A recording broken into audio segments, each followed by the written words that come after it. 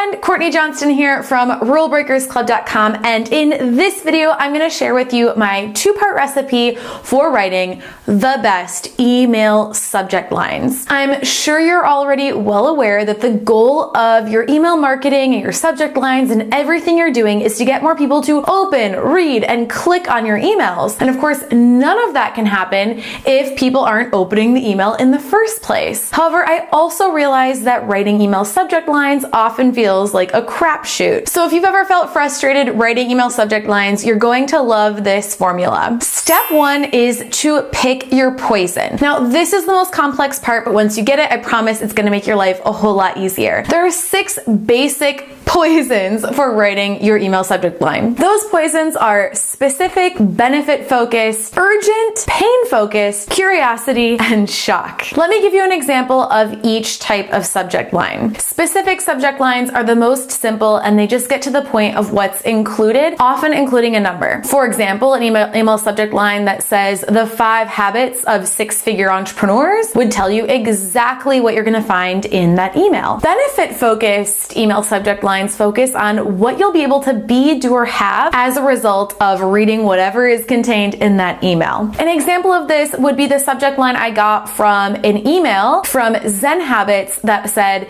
designing a well-lived life. So clearly, if I read that email, I'm gonna learn how to design a well-lived life. Urgent subject lines are best used when the information you're sending has some kind of time sensitivity to it. So this could be anything from a holiday or a trending topic, or if it's something like a live webinar that's starting or a sale that's ending, that's when you want to use an urgent subject line. A pain-focused subject line isn't as bad as it sounds. It's particularly useful if the reader is going to be very motivated by getting rid of the frustration or pain that you're focusing on. Oftentimes, in fact, usually pain is more motivating than pleasure. An example of this is an email subject line I saw that said, when clients say they can't afford you. So this is a pain point that I know from my research that my audience struggles with a lot and is very, very frustrated about people saying they can't afford to work with them. Then there's curiosity, which is perhaps my favorite type of subject line poison. To be honest, curiosity subject lines kind of have to pull from other groups like pain-focused and benefit-focused. In fact, the one I just shared about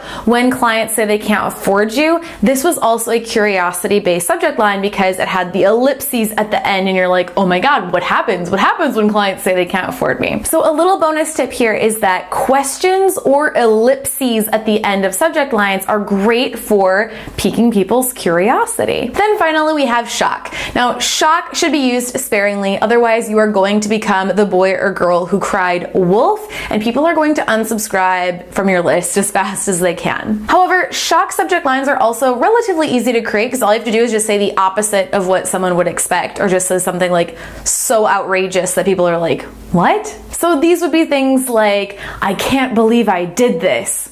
Also has curiosity in it. $1 million in one day. That's shocking. Your coffee cup is killing you. Also shocking.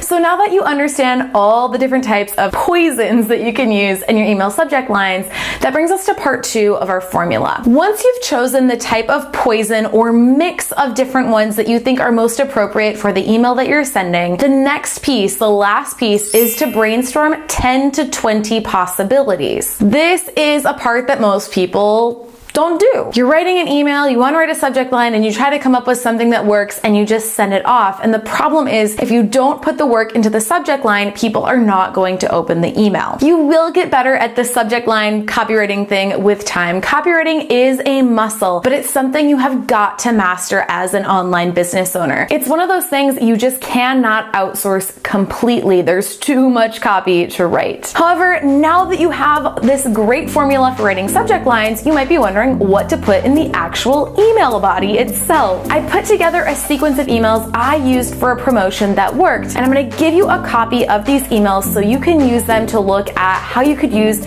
those structures and that strategy for your business. All you have to do to grab that swipe copy is to go down to the description box below and click the link. And finally, if you like this video, please be sure to like it, share it with your friends, and subscribe to my channel so you don't miss the next video. Thank you so much for watching, and I will see you next time.